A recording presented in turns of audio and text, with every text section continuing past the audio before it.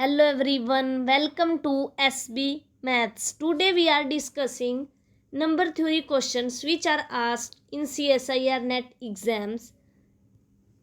ये जो हमारी नंबर थ्योरी की सीरीज है इसमें हमने फिफ्थ लेक्चर तक हमने अपना सिलेबस कवर किया है, ठीक है। उसके बाद ये थर्ड लेक्चर है जिसमें हम प्रीवियस ईयर क्वेश्चन डिस्कस कर रहे हैं। इसके बाद एक लेक्चर और आएगा जिसमें हम प्रीवियस ईयर क्वेश्चन डिस्कस करेंगे, ठीक है। The first question is if n is a positive integer such that the sum of all positive integers satisfying 1 less than equal to a less than equal to n and gcd of a comma n is equal to 1 is equal to 240n। अब हमें ऐसे integers का सम जो कि 1 से बड़े हैं या इक्वल है और less than equal to n है, ऐसे पॉजिटिव इंटीजर्स का सम है ना वो गिवन है 240n के इक्वल है। Then the number of summands namely five n is, तो हमें फाइव एन की वैल्यू निकालनी है। फाइव एन होता था हमारा आइलर्स फंक्शन, ठीक है। इस फाइव एन में वो सारे एक्स आते थे जिनकी जीसीडी एन के साथ 1 होती थी और जो एन से छोटे होते थे, तो हमें फाइव एन फाइंड करना है। ये क्वेश्चन हमारा जून 2014 में 3 मार्क्स में पूछा गया था। फर्स्ट ऑप्शन है कि फाइव एन 120 होगा, सेकेंड है 124, थर्ड 240 एंड फोर्थ इज 480। तो इसके लिए जो हमने नंबर थ्योरी के लेक्चर किए थे उसमें ये रिजल्ट आया था हमारे पास, the sum of the positive integer less than n and exactly prime to n is 1/2 n 5n, कि जो हमारा सम ऑफ इंटीजर्स होता है लेस देन n और एग्जैक्टली प्राइम टू n उसकी वैल्यू होती है 1/2 n 5n। लेकिन जो हमारा क्वेश्चन है CSIR नेट के द्वारा पूछा गया उसमें इस सम की वैल्यू हमें 240n गिवन है, तो n से n कैंसिल हो जाएगा और ये 2 इधर जाके मल्टीप्लाई हो जाएगा, तो यहाँ से आ जाएगा 5n इज इक्वल टू 480, तो हमारा 480 आंसर हो जाएगा। अब हम इसको देख लेते हैं in a formal way. The sum of the all positive integers satisfying 1 less than equal to a less than equal to n and having GCD an is equal to 1, कि ऐसे इंटीजर्स जो 1 से बड़े हैं और n से छोटे हैं और जिनकी GCD a के साथ n होती है उनका सम है उसकी वैल्यू होती है n 5 ऑफ n बाय 2। लेकिन जो क्वेश्चन में गिवन है उसकी वैल्यू हमें गिवन है 240n, तो n से n कैंसिल किया, इसको 2 को इधर मल्टीप्लाई किया तो 5n इज इक्वल टू 480। तो अब देख लेते हैं ये किस ऑप्शन में गिवन था, तो यहाँ से डी ऑप्शन करेक्ट हो गया। अब नेक्स्ट क्वेश्चन है हमारा second, what is the smallest positive integer in this set 24x plus 60y plus 2000z xyz belongs to z, कि ऐसा स्मॉलेस्ट पॉजिटिव इंटीजर बताओ इन दिस सेट, इस सेट के अंदर जो कि इन सब को इस कंडीशन को सेटिस्फाई करे, कि 2 हो सकता है, 4 हो सकता है, 6 हो सकता है, 24। तो अगर हमें स्मॉलेस्ट पॉजिटिव इंटीजर फाइंड करना होता है तो हम जीसीडी फाइंड कर लेंगे जो गिवन नंबर है 24, 60 एंड 2000 का, ठीक है। तो उसके बाद जो आंसर आएगा वही हमारा इस क्वेश्चन का आंसर होगा। तो यहाँ से है the smallest positive integer of the form 24x plus 60y plus 2000z where xyz belongs to z is GCD of, और जैसे ही हम 24 और 60 और 2000 का जीसीडी फाइंड करते हैं तो उसकी वैल्यू आती है ग्रेटेस्ट कॉमन डिवाइजर, वो होता है हमारा जो इन सब में कॉमन भी हो और उस सब में ग्रेटेस्ट भी हो, तो वो होगा हमारा 4। तो यहाँ से 4 हमारा आंसर हो जाएगा। अब देख लेते हैं किस ऑप्शन में था, तो यहाँ से बी ऑप्शन करेक्ट हो गया। अब नेक्स्ट थर्ड क्वेश्चन जो कि CSIR नेट 2014 में ही 3 मार्क्स में पूछा गया था वो है हमारा, an ice cream shop sells ice cream in 5 possible flavours, कि आइसक्रीम शॉप वाला आइसक्रीम को 5 फ्लेवर्स में बेच रहा है, vanilla, chocolate, strawberry, mango and pineapple.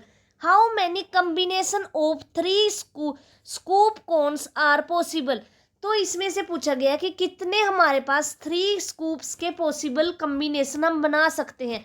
Note दिया हुआ है the repetition of flavours is allowed but the order in which the flavours are chosen does not matter, कि रेपिटेशन अलाउड है लेकिन जो ये फ्लेवर्स का ऑर्डर होगा ना, कि पहले वैनिला आएगा, चॉकलेट आएगा, स्ट्रॉबेरी आएगा, मैंगो आएगा, वो मायने नहीं रखता। तो उन्होंने पूछा है कि 3 स्कूप्स फाइंड करने की पॉसिबिलिटी क्या होगी। जब भी हमें ऐसे पॉसिबिलिटीज वगैरह का क्वेश्चन आता है तो कम्बिनेशन, तो हम कम्बिनेशन जैसे NCR इसका यूज करते हैं। अब सीख लेते हैं कि NCR की वैल्यू होती है हमारे पास n factorial r factorial into n minus r का फैक्टोरियल। ठीक है, ये होती है हमारी NCR की वैल्यू। तो उन्होंने पूछा है कि क्या क्या कम्बिनेशन पॉसिबल है कि 3 स्कूप्स के। अब देखते हैं। तो case 1 when repetition are not allowed, कि जब रेपिटेशन अलाउड ना हो any 3 scoops from 5 flavours is, तो हम 3 फ्लेवर्स, हमें 3 फ्लेवर्स लेने हैं और टोटल हमारे पास 5 हैं। तो कितने चूज कर सकते हैं? NCR होता है R जितने हम नंबर ऑफ चूज करना चाहते हैं और 5 टोटल नंबर ऑफ केसेस। तो यहाँ 5 टोटल है और 3 हमें निकालने हैं उसमें से स्कूप, तो आ जाएगा 5C3। तो when all the scoops are same, जबकि अब जब हम मान लो मैंगो का निकालने लगे तो मैंगो ही निकाल लें, तो वो होगा हमारा all the scoops are same. तो नंबर ऑफ वेज होंगे हमारे पास 5। अब 3 केसेस बनेंगे। अब थर्ड केस है when 2 scoop is same and the 1 is different, कि जब हमारे 2 स्कूप तो सेम हो लेकिन जो 1 है वो डिफरेंट हो। We can fix 1 flavour whose 2 scoop are chosen from the last scoop 4 choices are there. तो हमारे पास यहाँ पर 4 चॉइसेस होंगे क्योंकि हमने एक तो फिक्स कर दिया और बाकी 4 हम जो मर्जी ले सकते हैं। तो नंबर ऑफ वेज होंगे हमारे पास यहाँ से 20। तो जो अब अगर ये 5C3 निकाल लेंगे, सबसे पहले 5C3 होगा 5 factorial by 3 factorial and 5 minus 3 का फैक्टोरियल। तो यहाँ से आएगा 5 फैक्टोरियल 3 फैक्टोरियल इंटू 2 फैक्टोरियल। तो जैसे ही हम इसको ऐसे लिखेंगे 5 इंटू 4 इंटू 3 फैक्टोरियल और बाय में आ जाएगा 3 फैक्टोरियल इंटू 2 फैक्टोरियल। 3 फैक्टोरियल से 3 फैक्टोरियल कैंसिल एंड 2 फैक्टोरियल ये 2 पे चला गया, तो यहाँ से 10 वैल्यू मिली हमें। तो जो हमारा फर्स्ट केस था वहाँ से हमारे पास 10 पॉसिबिलिटीज आई और यहाँ से 5 आई और यहाँ से 20 आई।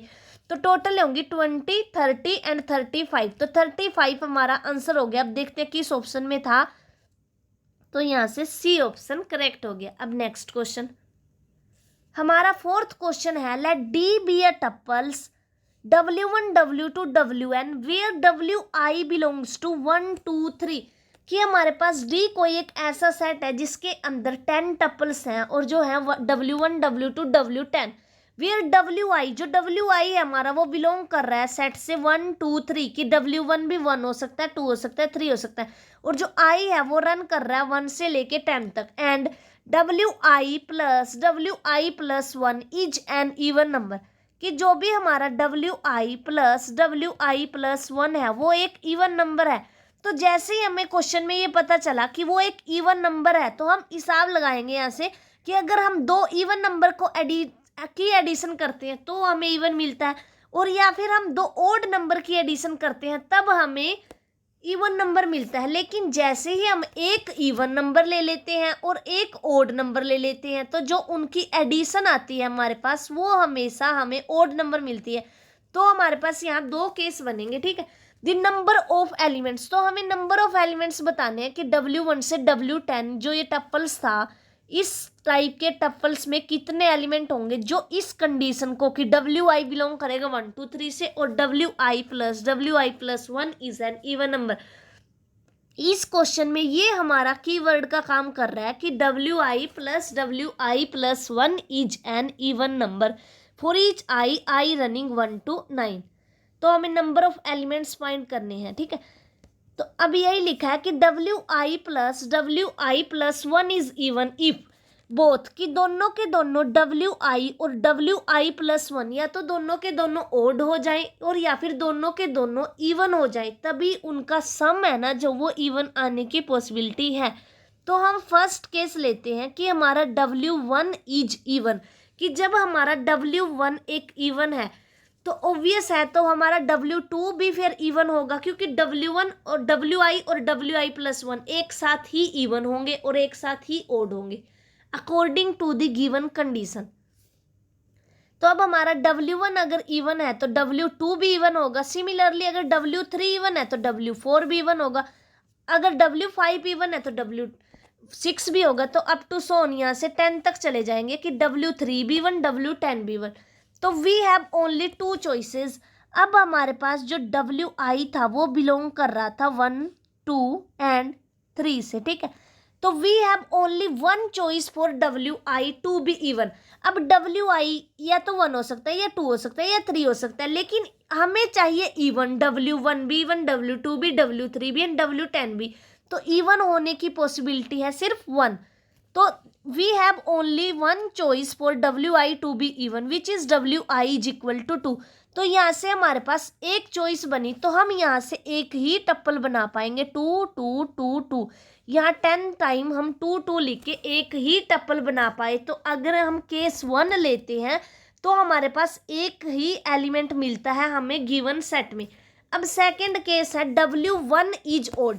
तो अगर हमारा W1 ओड है तो फिर W2 को भी ओड होना पड़ेगा, क्योंकि WI प्लस 1 इज इवन। अगर ये मेरे पास 3 है तो फिर ये भी मेरे पास अगर 5 होगा तब ही 8 आएगा, यानी दोनों ओड होंगे तभी हमारा जो सम है वो इवन आएगा। ऐसे ही अगर 13 प्लस 15 लेते हैं तो ये होता है 28। तो ये ओड नंबर्स हैं, अगर ओड नंबर्स का सम लेते हैं तो वो इवन आता है, ठीक है। तो similarly W3 is odd and W10 is odd. तो WI, अब मेरे WI है जो वो बिलोंग कर रहा था एक ऐसे सेट से जिसमें 3 एलिमेंट है 1, 2 एंड 3। अगर W1 को मैं ओड लेना चाहती हूँ तो उसके पास एक तो 1 चॉइस है और एक 3 चॉइस है। तो WI हैव 2 चॉइसेस। तो हर एक W1 के पास भी 2 चॉइसेस होगी, W2 के पास भी 2 चॉइसेस होगी, ऐसे ही W10 के पास भी 2 चॉइसेस होंगी। तो टोटल नंबर ऑफ चॉइसेस यहाँ से मेरे पास आई 2⁻10। तो एक एलिमेंट तो मेरे को जब मिला था जब सारे के सारे WI इवन थे, और एक केस अब मिला कि सारे के सारे WI ओड है। तो यहाँ से तो 2⁻10 आया, और जो ऊपर केस लिया था उससे 1 वैल्यू आई। तो यहाँ से हमारे total number of element in this set D is equal to 2⁻10 plus 1। अब हमें सिर्फ ये जो एक कीवर्ड था कि where WI plus 1 is an even number, सिर्फ यही था कि इसी पे माइंड लगाना था कि अगर हम WI और WI+1 दोनों को ओड लेंगे तब इनका सम इवन आएगा, या फिर दोनों को इवन लेंगे तब इनका सम इवन आएगा। तो जब अब WI, फिर मेरा दूसरा कीवर्ड क्वेश्चन में ये था कि WI बिलोंग कर रहा है 1, 2 एंड 3 के। अगर मैं WI को ओड लेना चाहती हूँ तो WI हर एक के पास 2 चॉइसेस है, तो टोटल 2⁻10 चॉइसेस होगी। और अगर WI को मैं इवन लेना चाहती हूँ तो इनके पास सिर्फ एक चॉइसेस है, ये 2 हो सकता है। तो हर एक के पास W1, W2, W10 तक एक ही चॉइस रही, तो टोटल चॉइसेस बन गई मेरे पास 2⁻10 प्लस 1। तो यहाँ से बी ऑप्शन करेक्ट हो गया। ये जून 2015 में पूछा गया क्वेश्चन है। अब नेक्स्ट क्वेश्चन है हमारे पास, what is the total number of positive integer solution of the. हमें सिर्फ इंटीजर सॉल्यूशंस निकालने हैं जो ये गिवन इक्वेशन है x1 plus x2 plus x3 into y2 plus y2 plus y3 plus y4 is equal to 15, कि हमारे पास total number of positive integer solution कितने होंगे जो ये गिवन इक्वेशन है इसके x1 plus x2 plus x3 into y1 plus, यहाँ हमारा y1 है y1 plus y2 plus y3 plus y4 is equal to 15, कि ऐसे हम कितने सोल्यूशन फाइंड कर सकते हैं कि जो वो भी इंटीजर्स जिनका प्रोडक्ट करके 15 आ जाए। अब हमारे पास एक पॉसिबिलिटी तो डायरेक्ट हम यहाँ से देख सकते थे कि अगर इसको हम 3 ले लें और इसको हम 5 ले लें तो दोनों का प्रोडक्ट हमारे पास 15 आ जाएगा, ठीक है। तो only possibility is that x1 plus x2 plus x3 is equal to 3 and y1 plus y2 plus y3 plus y4 is equal to 5. For the one equation we have only one choice. अब अगर हमें ये बनाना है x1 x2 x3 is equal to 3, तो हमारे पास one choice है कि हम x1 को भी 1 ले लें और x2 को भी 1 ले लें और x3 को भी 1 ले लें, ठीक है, क्योंकि हमें पॉजिटिव इंटीजर्स लेने हैं, सिर्फ positive integer. We now date the number of positive integer of the. अब हमारे पास नेक्स्ट आता है कि y1 plus y2 plus y3। अब इसके लिए कितने केस पॉसिबल हैं कि हम क्या क्या वैल्यू ले सकते हैं। तो अगर हमें इस टाइप का कोई भी इक्वेशन दी होती है कि ये निकालना है कि the number of the solution of the equation, तो वो हमारी इक्वल होती है k-1 c n-1, ठीक है। तो यहाँ पर n हमारा है 4 और जो k है वो है हमारा 5। तो जैसे ही हम यहाँ पर इस फॉर्मूले में k की जगह 5 और 4 ऐसे पुट करेंगे तो इट मीन्स 5c4। तो 5 फैक्टोरियल। तो जैसे यहाँ हम k इज इक्वल टू 5, क्योंकि हमें क्वेश्चन में यही पूछा गया है कि y1 plus y2 plus y3 plus y4, तो जो यहाँ पर होता है वो हमारा n होता है। तो n हो गया यहाँ से 4 इज इक्वल टू 5। ये जो इस साइड में होता है वो होता है हमारा k। तो k की वैल्यू यहाँ से 5 आ गई। तो यहाँ से हम करेंगे k-1 यानी हमारा यहाँ 4c3 बनेगा, ठीक है। तो ये होता है 4 factorial by 3 factorial and 4 minus 3 का फैक्टोरियल। अब 3 फैक्टोर इसको लिखेंगे 4 इंटू 3 फैक्टोरियल। 3 फैक्टोरियल से 3 फैक्टोरियल कैंसिल हुआ तो वैल्यू आई हमारी 4। तो हमारे पास अगर हमें ये केस लेना है y1 plus y2 plus y3 plus y4 is equal to 5, तो उसके लिए हमारे पास चॉइसेस आएंगी 4। Therefore the number of solution of the equation is. अब जो x1 plus x2 plus x3 is equal to 3 था उसके लिए तो सिर्फ एक ही चॉइस थी, तो 1 इंटू 4 इज इक्वल टू 4। तो नंबर ऑफ सोल्यूशन है जो हमारे इक्वेशन के वो हो गए हमारे पास यहाँ से 4। तो हमारा फोर्थ ऑप्शन करेक्ट हो गया। अब नेक्स्ट क्वेश्चन है which of the following statement is false. हमें इस क्वेश्चन में फॉल्स स्टेटमेंट बतानी है। There exist an integer x such that x is congruent to 23 mod 1000 and x is congruent to 45 mod 6 7 8 9। तो अब इस क्वेश्चन को करने के लिए हम यहाँ पर ये वाला रिजल्ट यूज करेंगे कि x is congruent to a mod m and x is congruent to b mod n has a unique solution if and only if जो a है हमारे पास a is congruent to b mod gcd of m, n। तो अब हम check करते हैं now gcd of। तो हमारे पास जो गिवन केसेस हैं उसके लिए हम जीसीडी फाइंड करेंगे किसका, m और n का।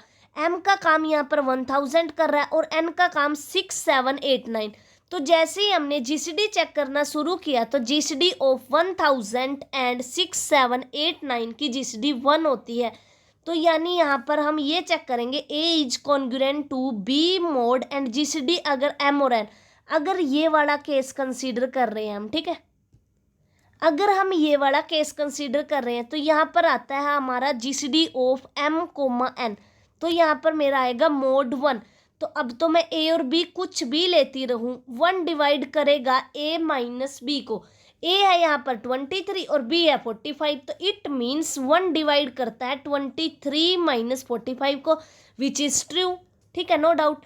तो उसके बाद नेक्स्ट में भी यही है। तो अगर ये रिजल्ट लगाना है, इस रिजल्ट से ही ये क्वेश्चन हो जाएगा कि ये रिजल्ट याद रखना है सिर्फ कि x is congruent to a mod m and x is congruent to b mod n if and only has a unique solution if and only if a is congruent to b mod gcd of m, n।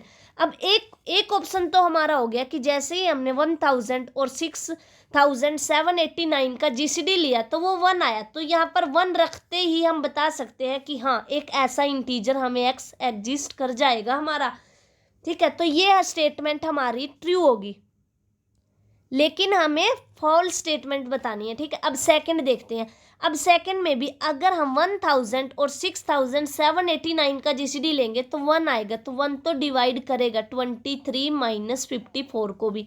तो यहाँ से ये second option भी true हो गया। अब next हमारा है थर्ड ऑप्शन। अब थर्ड ऑप्शन के लिए अगर हम 1000 और 9876 का जीसीडी निकाल लेंगे, ठीक है। अब इसका जीसीडी निकालने के लिए तो जैसे ही हम यहाँ पर 1000 और 1876 का जीसीडी फाइंड करेंगे। तो ऐसे हम जीसीडी फाइंड करते हैं, 1000 ऐसे राइट करके, तो ये 9 पे चला जाएगा, यहाँ पर 9000 आ जाएगा, और फिर यहाँ पर जीसीडी फाइंड करेंगे तो वो हमारा जीसीडी 4 आ जाएगा। ठीक है, अब ये देखना है कि क्या A is congruent to B mod 4 होगा या नहीं होगा। ठीक है, तो यहाँ पर है मेरा 32 और यहाँ पर है मेरा 54 और यहाँ है मेरा मोड 4। तो इट मीन्स 4 डिवाइड करेगा 32 माइनस 54 को। तो यहाँ से इट मीन्स 4 डिवाइड करेगा मेरा -22 को। तो ये तो हमारा गलत हो गया, 22 को 4 डिवाइड नहीं करता, तो यहाँ से ये ऑप्शन, थर्ड ऑप्शन गलत हो गया और हमें फॉल्स ही स्टेटमेंट बतानी थी। ठीक है, तो यहाँ से फॉल्स स्टेटमेंट होगी हमारी सी। अब नेक्स्ट क्वेश्चन, अब नेक्स्ट में भी यही है, यानी 4 डिवाइड करेगा 32 माइनस 44 को। तो यहाँ से भी यही आएगा 44, 32 में से ये गए हमारे पास, तो यहाँ से वैल्यू आएगी हमारे पास, यहाँ से आ जाएगा 4 डिवाइड करता है -12 को। हाँ, ये 4 तो डिवाइड करता है -12 को, तो इसमें जैसे ये ऑप्शन ट्रू हो गया। तो अब सिर्फ हमने इस रिजल्ट का यूज किया कि x is congruent to a mod m and x is congruent to b mod n has a unique solution if and only if a is congruent to b mod gcd of m, n। तो just हमने जो m था और ये m था, इसका gcd find किया और ये देखा क्या इसका gcd ये जो 23 और 45 है इसको डिवाइड करता है, इसकी सब्ट्रैक्शन को, या नहीं करता है। ठीक है, तो इस रिजल्ट से ये क्वेश्चन बिल्कुल इजी था और हमें फॉल्स स्टेटमेंट बतानी थी।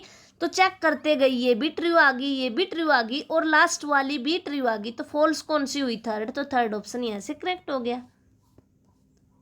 अब नेक्स्ट क्वेश्चन है, given a natural number n greater than 1 such that n-1 is congruent to, नहीं, n-1 का factorial is congruent to -1 mod n।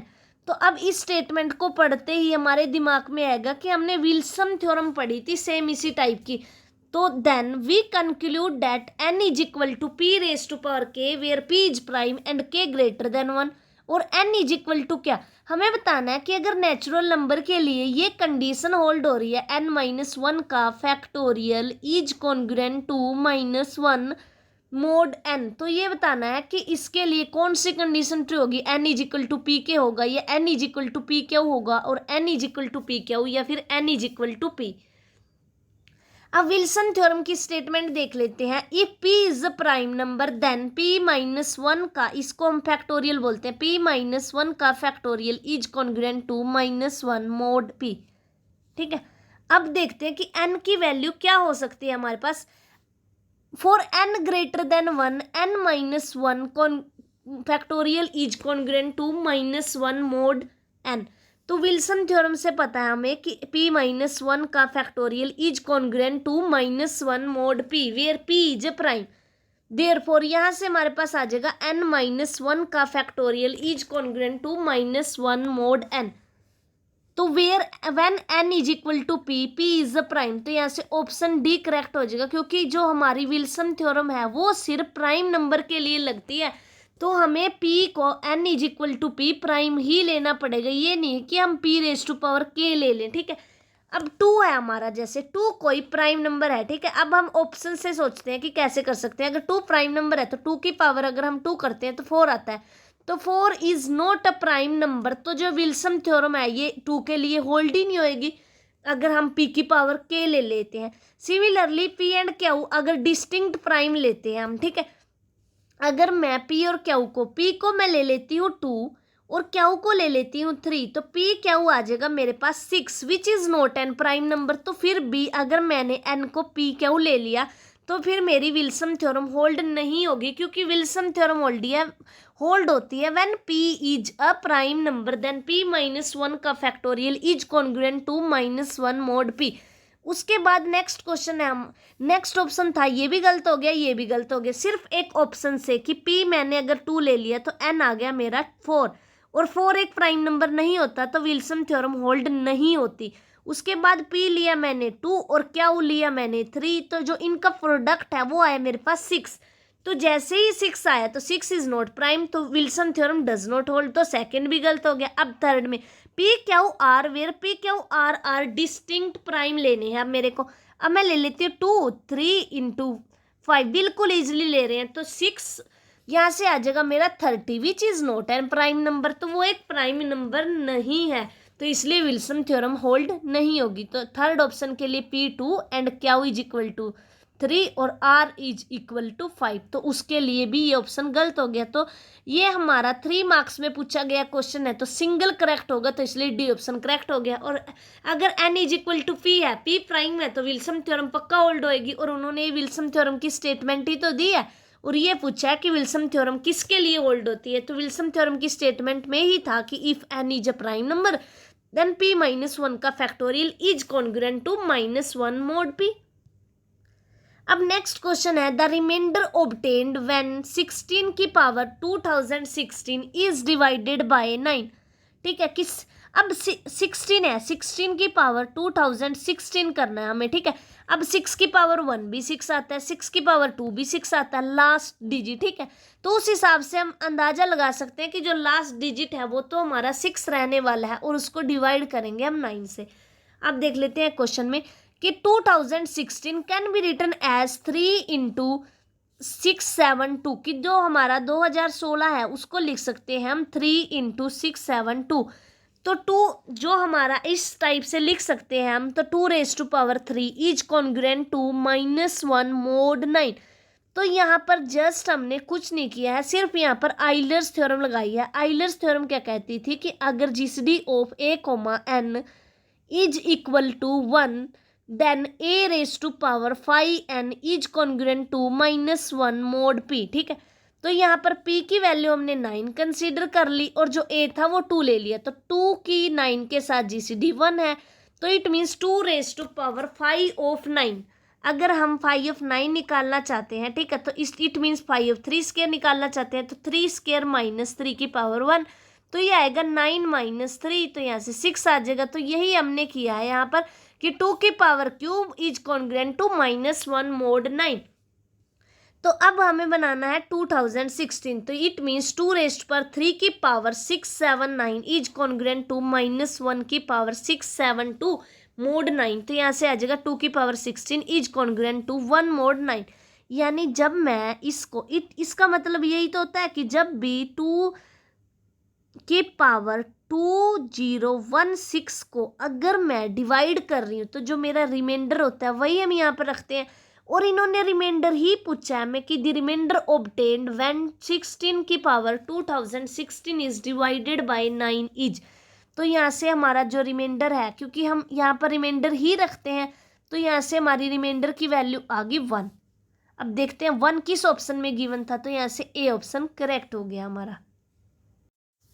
Thanking for watching and please like the video and subscribe my channel.